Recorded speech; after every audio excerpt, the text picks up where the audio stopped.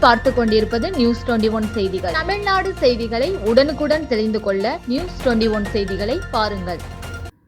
தேனி மாவட்டம் அருகில் உள்ள ரேணுகா வித்யாலயா மெட்ரிகுலேஷன் பள்ளியில் இன்று ஒருநாள் டேக் ஹேண்ட் போட்டியானது நடைபெற்றது.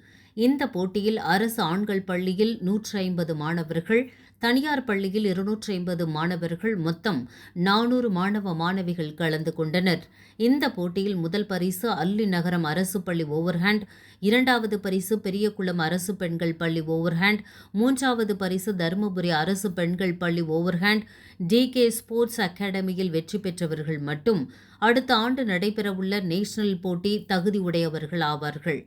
இந்த டேக் ஹேண்ட் இந்த கால பெண் பிள்ளைகள், ஆண் பிள்ளைகள் தன்னை தற்காத்துக் கொள்ள தற்காப்பு அவசம் பயிற்சி அவசியமாகிறது. இந்த நிகழ்ச்சியின் தலைமை மாவட்ட செயலாளர் பொன்ராசு, மாவட்ட துணை தினேஷ்குமார், ரேணுகா மெட்ரிகுலேஷன் பள்ளி முதல்வர் முத்துகிருஷ்ணன், பள்ளி துணை முதல்வர் ரவிச்சந்திரன் மற்றும் ஸ்கூல் கரஸ்பாண்டன்ட் விஜயராணி வெற்றி பெற்றவர்களுக்கு பரிசு கோப்பைகள், சான்றிதழ்கள் வழங்கினார்கள்.